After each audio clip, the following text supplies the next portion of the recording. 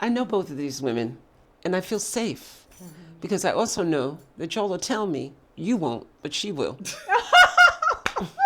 Golly. No, she won't. She's gonna call me out. No, I'm calling you out because this is one of the things that Okay. I really think is important. All right. She's trained by her profession to listen. I think they call it active listening Yep, you're right. and reflective listening. But sometimes that shit don't need to be reflected on. Dude! Sometimes you just gotta call it out. It's like, please shut up.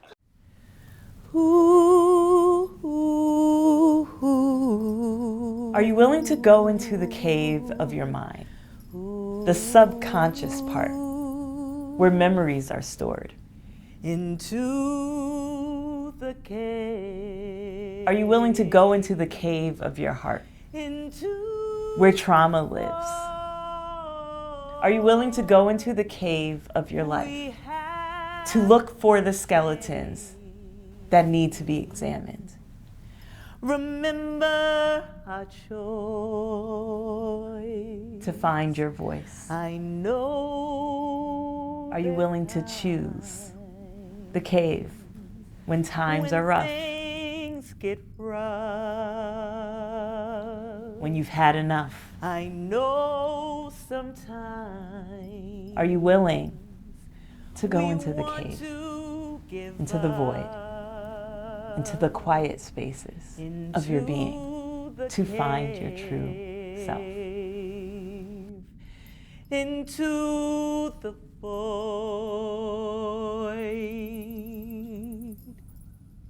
into the cave.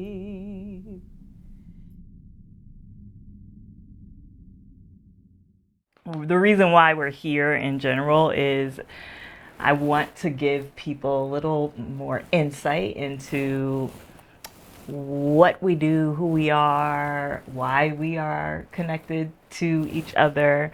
And okay, hold on. I'm feeling nervous. So let me. So let's take a minute and breathe. Okay, so sit up straight. And separate your two cheekbones. Mm-hmm. So before we pray, let's breathe. Inhale 1, 2, 3, 4. Hold it. 5, 6, 7, 8, 9, 10, 11. Exhale 1, 2, 3, 4, 5, 6, 7, and 8. Allow your breath to align with your heartbeat and slow your heartbeat down. So now I ask that you turn your palms up and allow the download to happen.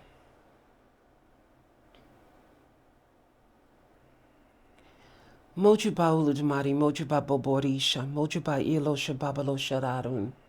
Iba baba iba ye iba sopa iba koda. Osabi iba ye obrameji iba ye sulaku iba ye. Mojuba boboe gun indele mi iaworo. Mojuba kinkamase oba ilo mi iaworo.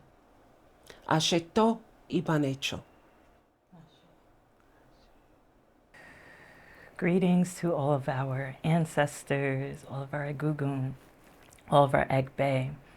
Thank you for bringing us together in this moment. Thank you for the thread that connects us continuously. We're asking for your support, your guidance. We are giving gratitude for your life. Had it not been for you, we would not be here right now. We are giving gratitude to the ancestors of all of the people receiving this transmutation right now. We ask that whatever is needed be met. We ask that whatever guidance needs to be shared, be shared. We ask that whatever lessons need to be learned, be learned. Giving gratitude to our elders, one of which is in this space. Thank you so much, Godmom. Thank you, thank you, thank you for teaching us, for leading us, for receiving us, flaws and all. Whew. That feels really, really, really good to just know that we have unconditional love and support. And may this episode be a declaration of the importance and the value of eldership and the importance and value of being a willing student, one that understands to grow, we must also sit back, be quiet, and allow those who know more, those who have lived longer, to guide us and teach us. Giving gratitude to my god sis, Suné. Thank you for connecting our souls in a way that we couldn't even imagine. Thank you for our creative dance amongst each other and all of the blessings that we have been able to receive and also give by connecting with each other. Ashe. Ancestors, I'm grateful to be here, to be amongst my god sis, Siana Orun Walker, my godmother, Aya Scotty. Thank you to all my ancestors that have brought me into this space. Yes.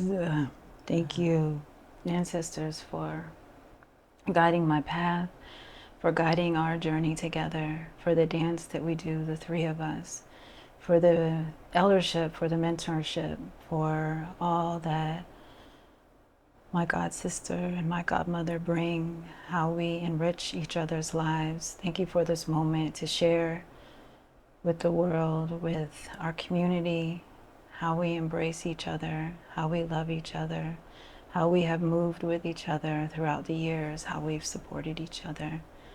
Yes, thank you for all that you show, all that you guide us to do. Thank you for the opportunity to be a vessel. Yes, thank you, ancestors, for this beautiful journey.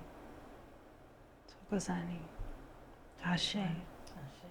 Asheto ipanecho. And so it is, everyone.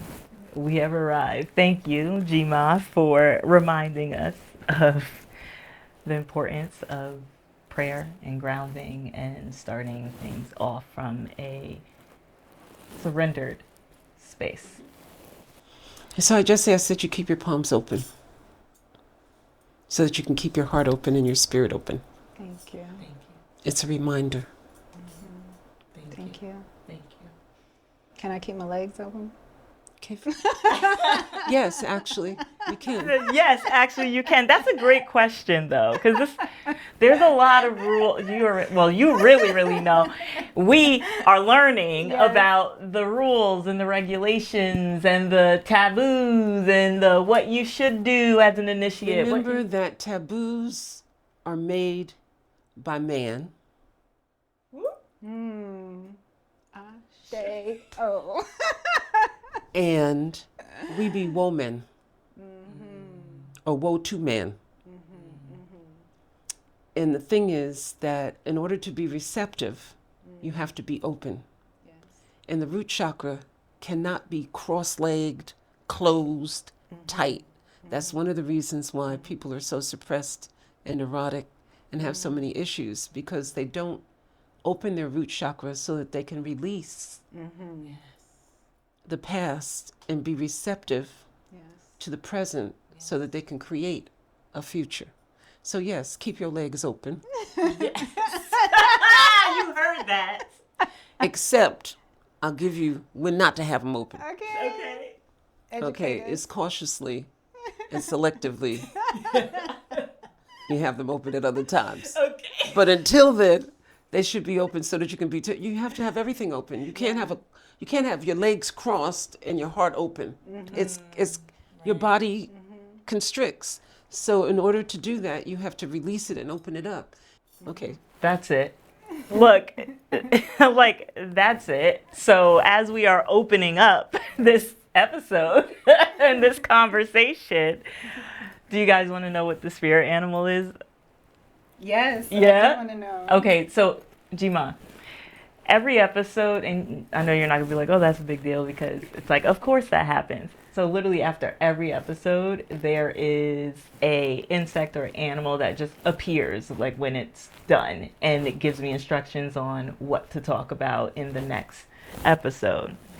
So the spirit animal of episode 5 is significant, guys. Get it. I know you get it. Just telling you guys, 5 is significant. We're gonna get there.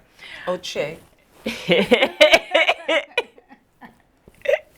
You got it? Okay. So, drum roll. I don't know why I did that, but fine.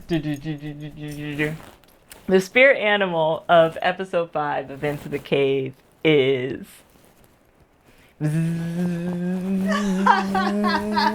bee.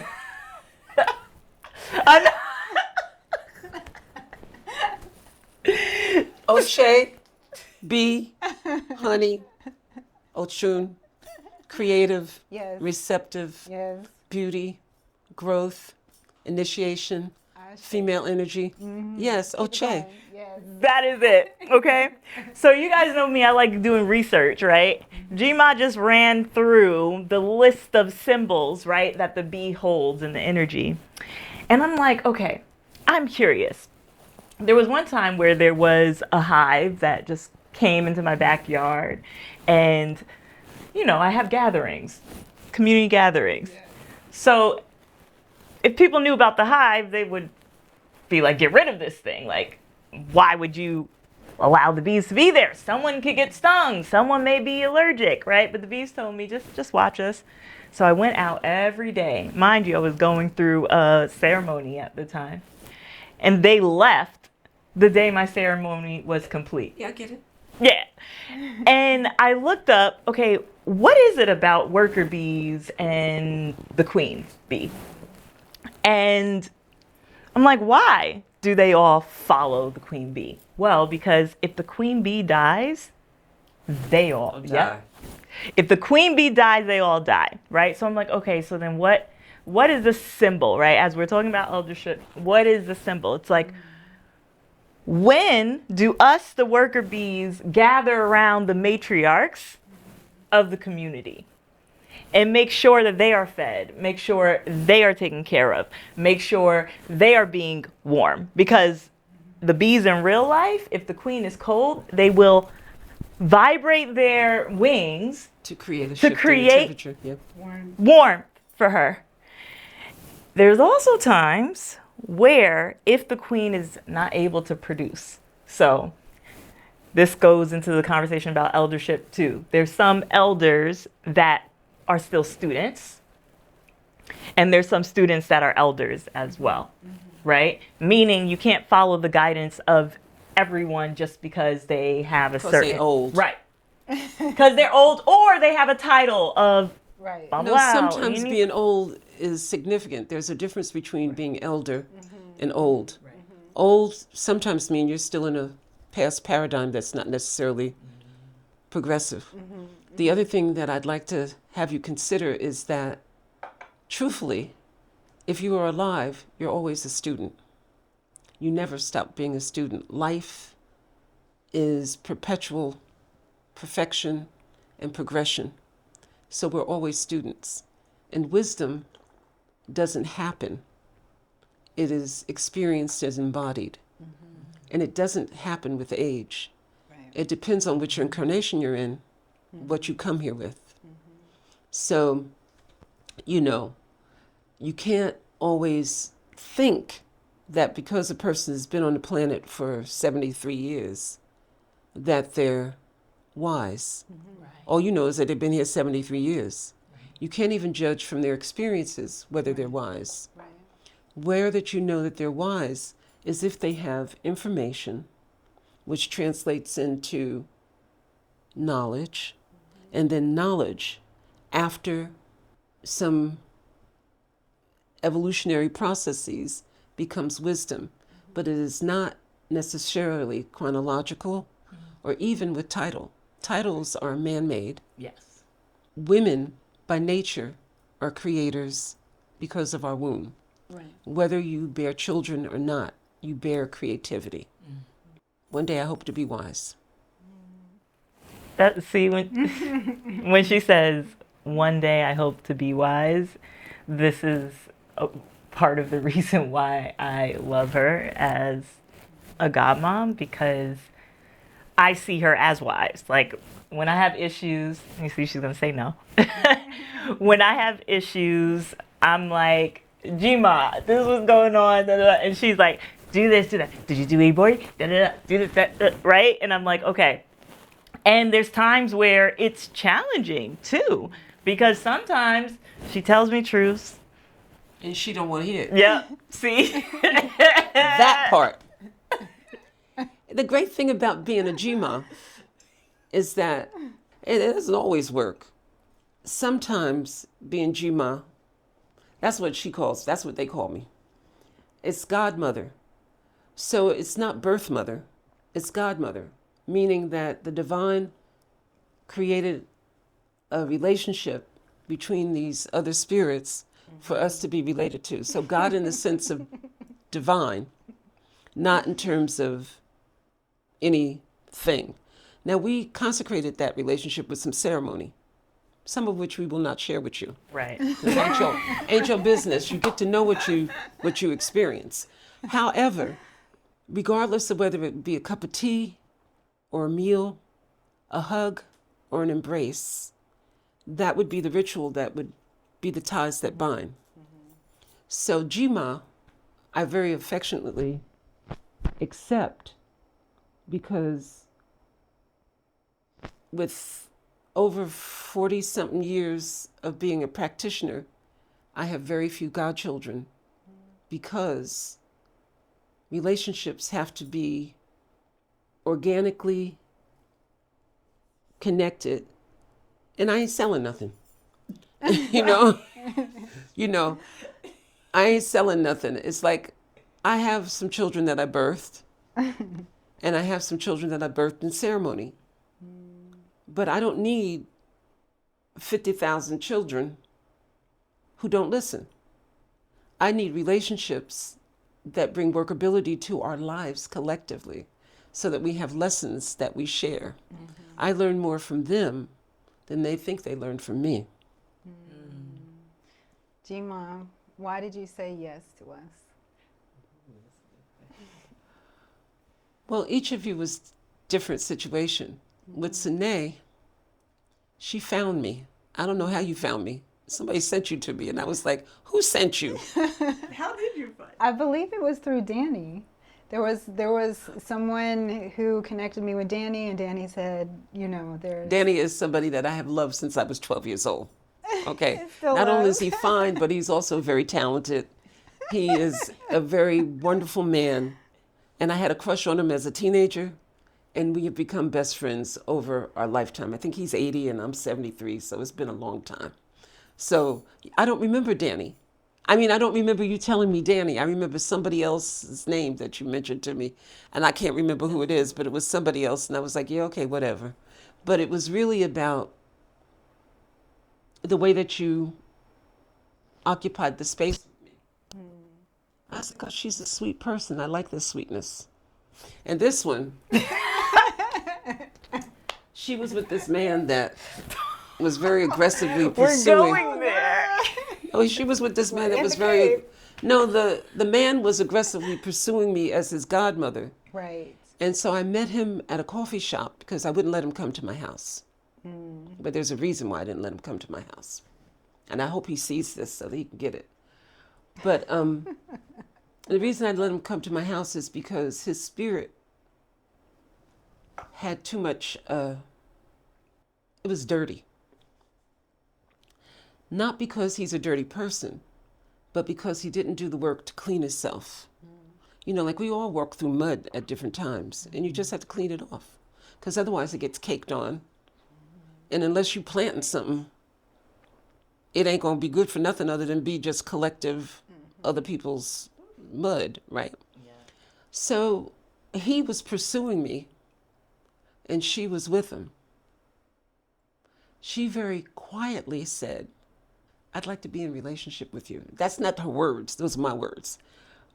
And he got pissed off because she stuck and I couldn't handle him because I told him the day that he asked me that there were certain criteria for interaction for me, some of which has to do with character.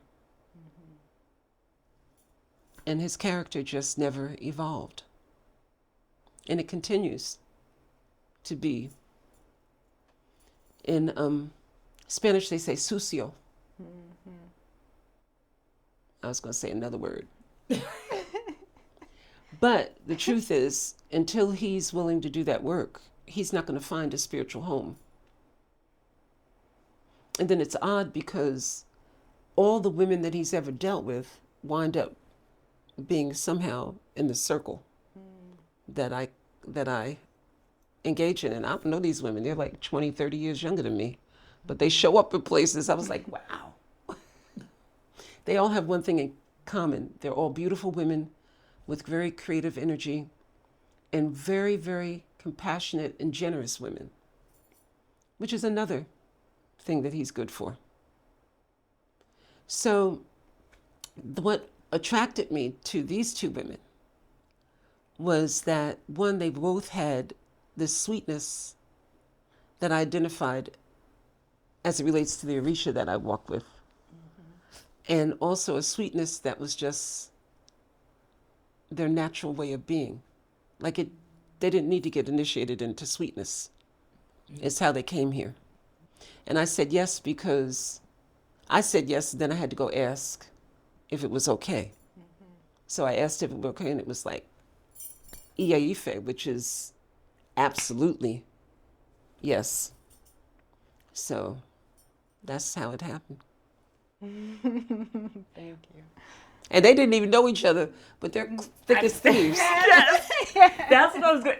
It's so weird when she was even just describing how flies are attracted to the sweetness of honey, right? They're also attracted to shit. That part too. So that's the important Ants part. are attracted to the sweetness of honey. Yes. Flies are attracted to shit. Everything is attracted to sweetness. Sweetness of honey. Because you understand, honey, when it sits, like anything else organic, can go sour. And it will create parasitical relationships with nature, because that's part of how nature does its thing. You know, there'll be gnats, there'll be fruit flies, there'll be all kinds of stuff. But the difference is not all those insects or other ways of being generate something from, when it decomposes, it doesn't always generate something. Some of it just nasty.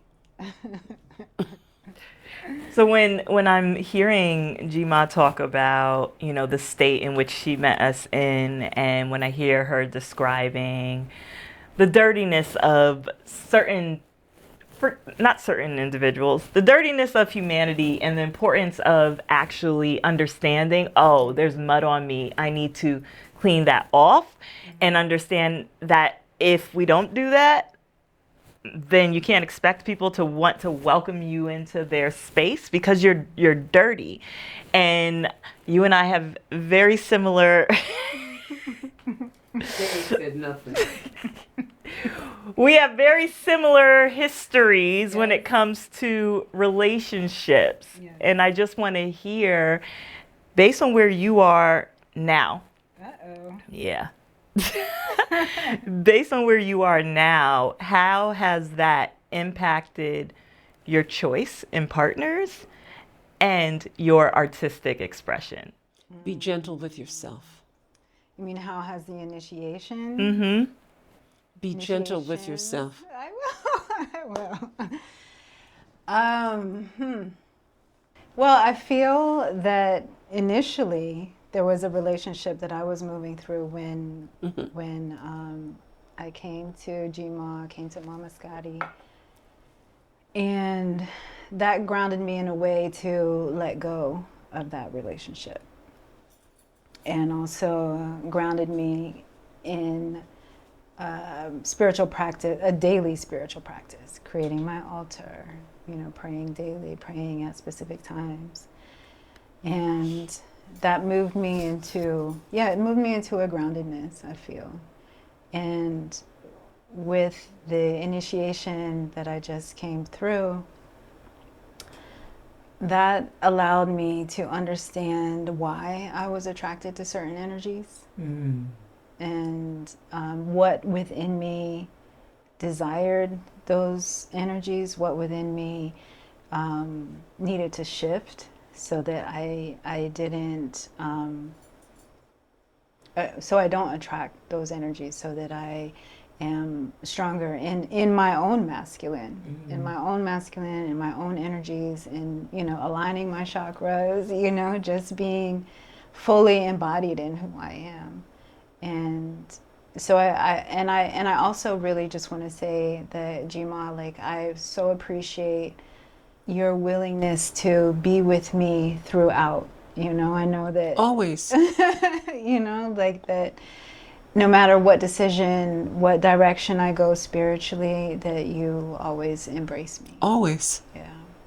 And I love that about you. No, but that's real. It's so true, because when it comes to being casted out of a space, and I know that there's been other people who have experienced, listen, when you're wounded by religious trauma and you go on a search for something that resonates with you, and then you find that thing, right? Like for us, it was the Orisha, it was Ifa, it was Sangoma, right?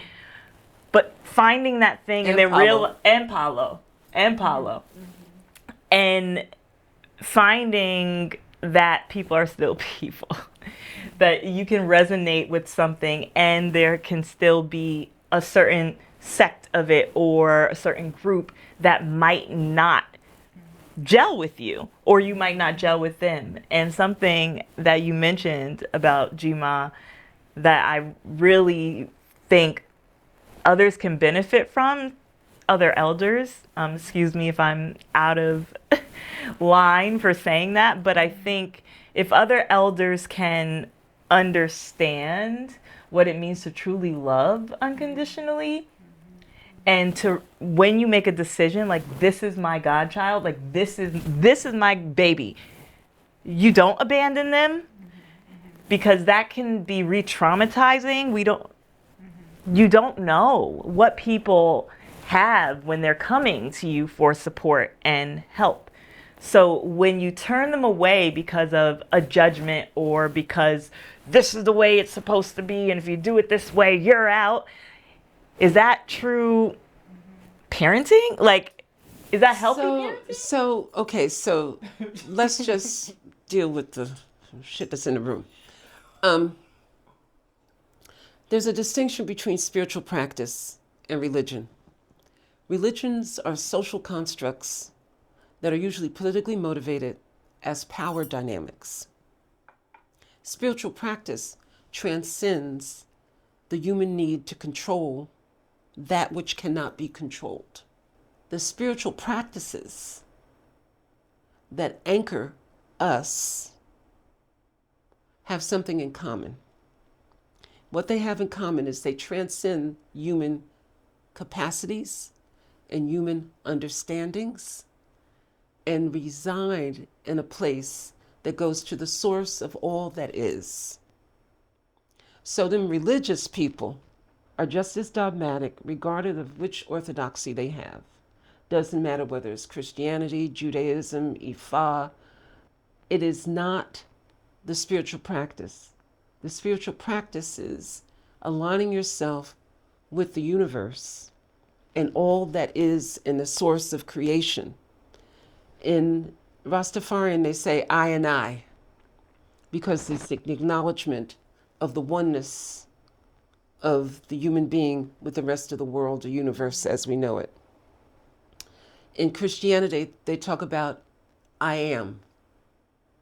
When you can get to that, that's a spiritual practice that is not a religion. The belief systems are codified access to information because everybody ain't that bright. Let's just get real about it. People that remove themselves from nature and the way the world exists turn off their access to the information that gets downloaded. I have another godchild who has not been initiated in anything because she can talk to trees, animals, leaves, the wind, and she gets the download because she's locked in. It's like high-speed internet. And she doesn't have the initiations. But I know who walks with her, and I tell her all the time who walks with her. I tell her cleansings. I do everything that I do with all of y'all, right? But she's locked into it a different way because music is her thing. And it's through the sacred sounds that her stuff is activated. She can hear. She can hear. And her spirit is activated. So know the distinction between religion and spirituality. Know the distinction between spiritual practice and that which was created again by men as control mechanisms for political reasons. Politics is just dynamics, right? And I'm not poo-pooing it. It has a function. We have communities and society in order to order life so that we can function. It's about workability. But sometimes it's oppressive and it's divisive and many other things. Sometimes it's very functional. But what we're experiencing now is extremes of those things. And the way that it manifests is that there's groups of people that are marginalized because people don't understand the basic nature of our relationship to the universe. That's it. And the Basic source. nature, too. Absolutely. I'm like, emphasis on nature. Right. Basic nature. Like the It's like, a good example is take it out of gender politics, right? Let's just look at it. We all have female and male energies because the world was created. Life as we know it had no gender. It had everything. And I don't believe in somebody biting an apple and a snake and all that stuff. I don't believe it. What I do believe is that we evolved in a way because of environmental conditions and other things that allowed us to become very specialized in what we do. And gender is negotiable. It's negotiable.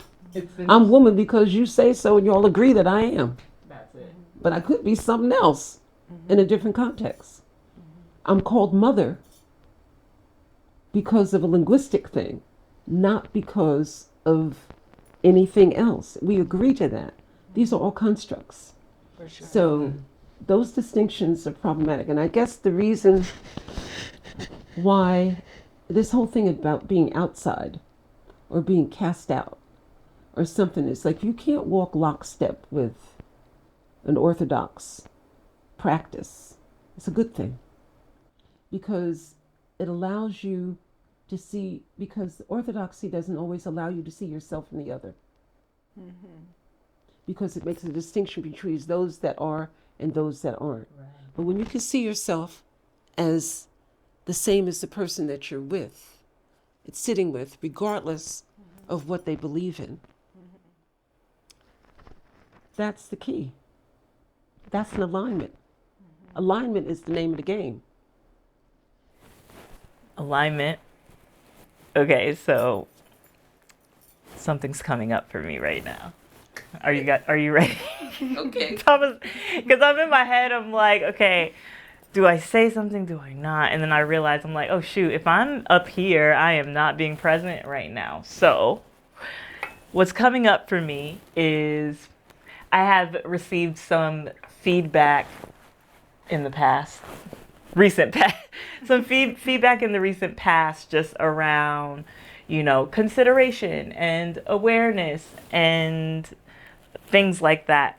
And I'm finding myself in my head like, wait, we're taking up all the space and Suné doesn't have any space, right? Like this is what's happening for me right now. I'm like, me and Gma are talking a lot, and are people going to think that we're dominating the space and not considering? No. Just look, you don't have to apologize for anything. I'm going somewhere with this. Okay. Because this is so what was coming up for me was that, right? Like me being hyper fixated on making sure everyone's feeling heard and everyone has space. And what I'm just even processing this in real time, what I'm understanding is I would like to make a commitment, and obviously there's accountability here and there, that I choose to remain present instead of being in my head trying to take care of everybody else's experience of me. If she does that, then the job is done. Because we've been working on this for like how many years now? I know. How many years have we been working on this? I know. That's why I said I'm going to say it out loud. Well, because I'm like, oh my gosh, this is what I do on the daily. And I think I'm ready to just say, hey, Suné, if you have something to say, interject, interrupt us. It is okay. Like, we would love to hear your voice. Right. If you want to be in more of a receiver, listening space, let us know that. So then it can also release us from, because we care about you, right? From overthinking around there being space. So I just wanted to check in. I mean, for me, I'm not feeling left out at all. And I mean, it is your podcast, right? Right? It is your podcast. So it's like, I feel that like you leading, the questions feels, appropriate. And then, we have Gma here and she's the star. So No. You are though. Just wait. And you're saying no. And now this is where now I'm about to love on your inner child. Because it's important. You deserve to be seen. You are an artist. You are powerful. You have so much to offer and so much to give, and you do not need to apologize for the space that you take up, because it is necessary for other people to receive the gift that you are. Modupwe. Modupwe means thank you, but it really means more than that. See, I feel in a safe place. I'm talking to y'all the way that I talk to you on the phone. So podcasts, I don't get it because I can't see that far anyway. and so I'm cool. So, but the thing is, I know both of these women and I value them deeply and I feel safe because I also know that y'all will tell me, you won't, but she will. Golly. No, she won't. She's gonna call me out. No, I'm calling you out because this is one of the things that I really think is important. All right. She's trained by her profession to listen. I think they call it active listening. Yep, you're right. And reflective listening. And reflective listening. But sometimes that shit don't need to be reflected on. Dude! Sometimes you just gotta call it out. It's like, please shut up, because that don't make no sense. Because sometimes it's a reality check. And remember, reality is a construct. So I'm saying this, understanding that if they're coming to you in a therapeutic setting, and you're bound by the ethics of that practice, you have to do certain things. But one of the reasons they have to keep coming back is because they never get the breakthrough, right? So sometimes you have to say, that ain't it, boo. Right. That ain't it. And once you've done that, you give them the freedom to let it go. Right. Now, there's processes that you go through because you've been trained. Right. But on the real tip, you could just say, have you ever considered that possibly is exterior to what you're really feeling? Somebody told you to say that. Somebody told you that's what's wrong with you. Ain't nothing wrong. You're whole and complete and nothing missing. However, it ain't working for you. So what would make a difference if it were present? What is it in your heart that would make a difference for you if it was present? And that's where you begin. That's freedom. But that consideration, sometimes you just got to say, that ain't it, boo. That ain't it.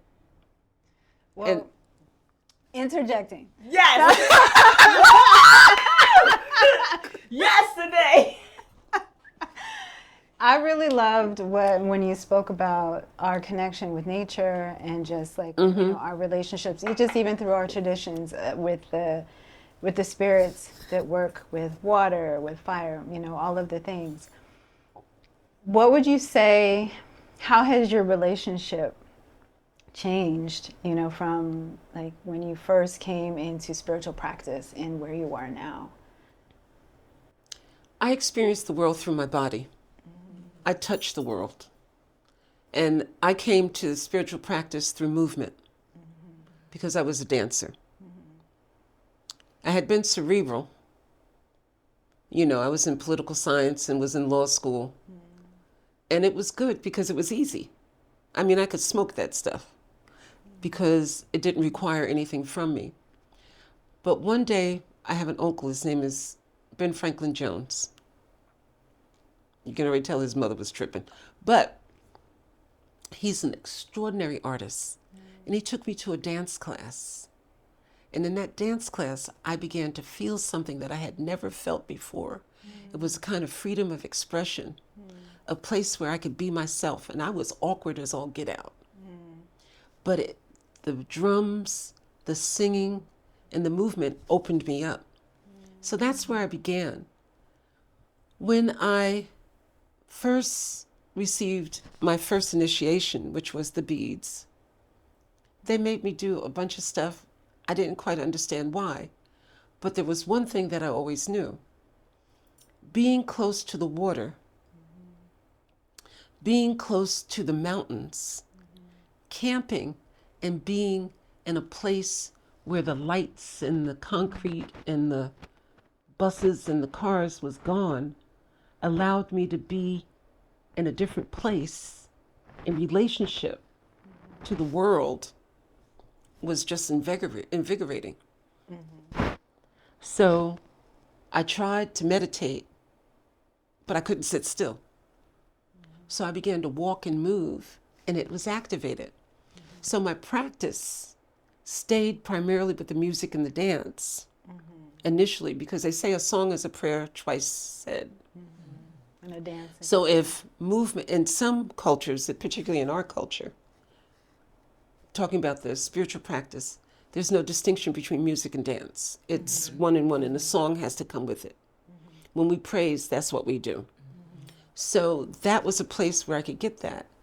But being in nature was the absolute thing. So what's changed is I've come to know the essentiality, if that's a word, of It is now, Yes. because we all agree. Yes. Didn't you say that's how they were made up Yes, anyway?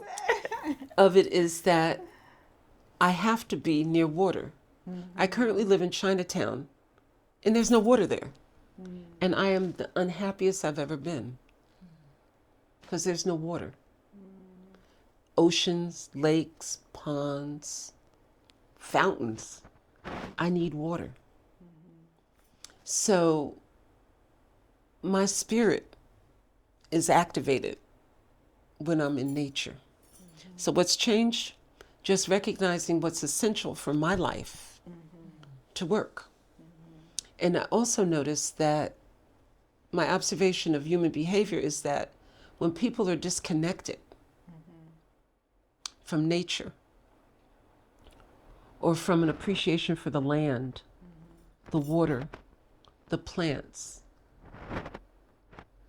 they are not integrated. So my art practice is all about that. I have one piece that's the politics of water, where I drink water for 15 minutes, which is a lot.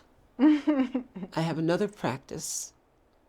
I have another performance piece where I kill a chicken and fry it in the gallery so people know where their fried chicken coming. That's kernel. This is how it is, but it starts with a prayer, it ends with a prayer. That chicken is thanked.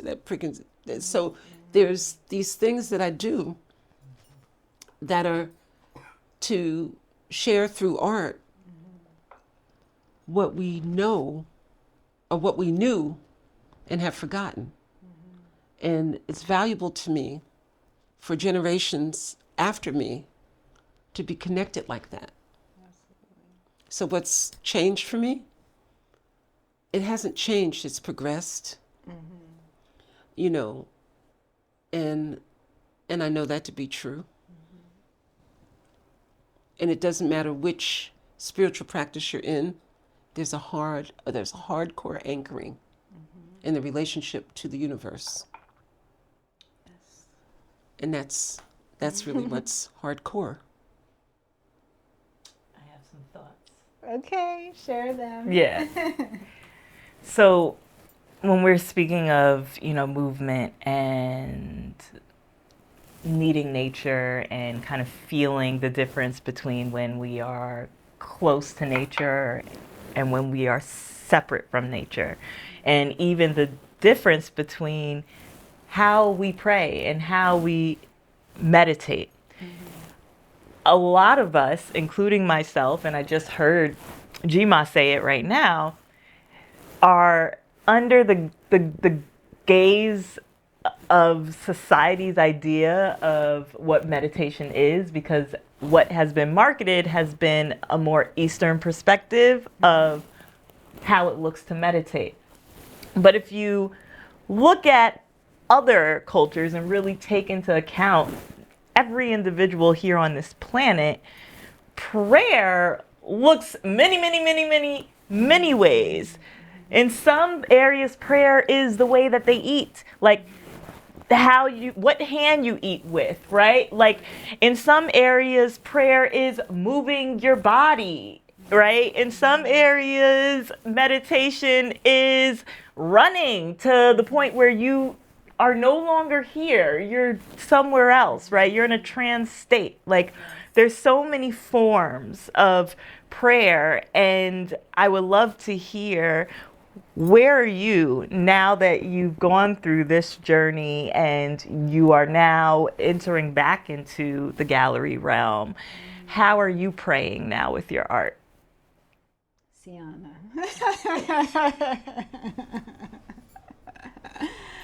It's a very good question. I'm involved in a project right now where I'm deeply looking at Swamini Turiya Sangeetananda, or Alice Coltrane's work, who is someone who is able to travel to other worlds through the Eastern practice of meditation, right? Where you're sitting for hours. And so, I'm trying that, but I'm also praying through movement. Like that is my own medicine. That's the way that I know that my guides and my spirit speak through me. And and it is also like the way that one of the languages that I'm using and speaking through my art practice. So it's been a journey. I feel like I'm still in a state where that I don't immediately get the connection, like when Jima was describing this musician who was just like tapped in. So I feel that I'm still in a place where I'm working to shed some of the sludge that I picked up, so that I can just be fully a vessel, and my mind gets in the way. So it's really just unpacking my mind, like what I've accumulated over time, and just being able to be freer in my body, mind, and spirit. Eastern practice has many ways of meditating. When you go into deep, silent retreats for meditation, there comes a time when your body is so connected to the universe that you actually begin to rock or to move. So it's never the stillness that people think. That's one thing. Another thing is that Alice used her meditation in every aspect of her life. And what was gravitating for people to come to her was that she actually understood humanity in a transcendent way, which was not the time, but really the embodiment of where she had gotten to. And there are still people who worked with her that continue that. So I think it's great that you're doing this, but what people should really get about that is that meditation just means to surrender and to release so that you can be present in a different way. It's not like saying all these thousands of mantras and languages that you don't even know what you're saying. You know. Yeah, I mean, from my understanding, the meditation controls the mind. Exactly. Right? And so that you are able to transcend. That's are able right. to have this God realization. You are able to leave your body. That's right. That's right. And we do it in a lot of ways. Yeah, some people do it yeah. in trance. Absolutely. Some people do it in prayer. Some people do it with voice. Yeah. You say, why is my throat doing this? It's because there's a truth that's trying to come up that you got to like release. Exactly. That's it. It's from here, boo-boo. Keep going. It's from down here. No. See, that's just it. It's easy for us to get those things that are up on the surface. It's when you get down there. You know, when they play that didgeridoo, right? What does that sound like? Moaning and humming, and that's a whole different energy. And when you do that, you get a vibration from your toes to the ends of your hair. And that's where you have to go with it. Yes. That's it. And see, you talked about that. But people really need to get to it. Don't talk to me about Nick, what's his name? I'm going to say it wrong. He's Vietnamese, Nick Thach Han. I love him because he did walking meditations. Right. I could get down with that, you know, and I miss him because I loved his writing about how to immerse yourself in that practice. And it didn't matter whether I was walking or running or sitting or rocking, but if you allow yourself, I'm going to go bootsy, free your ass, your mind will follow. Free your ass, your mind will follow. That's Bootsy Collins. You got to. Isn't it for your mind and your ass? Will follow. That's right. Or free your ass and your mind will follow. Free your ass and your mind will follow. That's what I meant. Because what happens is, it's free your ass and your mind will follow because you have to get out of your body. Exactly. Right. That is why there's something in voodoo that they call the cachet.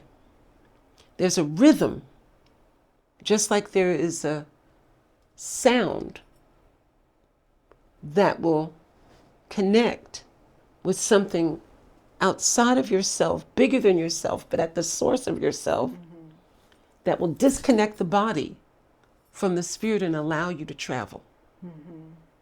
And that's the object of this exercise. That is a beautiful opportunity for us to transition to the experiential portion of Into the Cave. And this has never been done before. Okay? Well, it's only episode 5. I like the drama of things sometimes, you know? This has never been done before. But what we are going to do is we are going to step out of the cave and take it to the streets. Yes.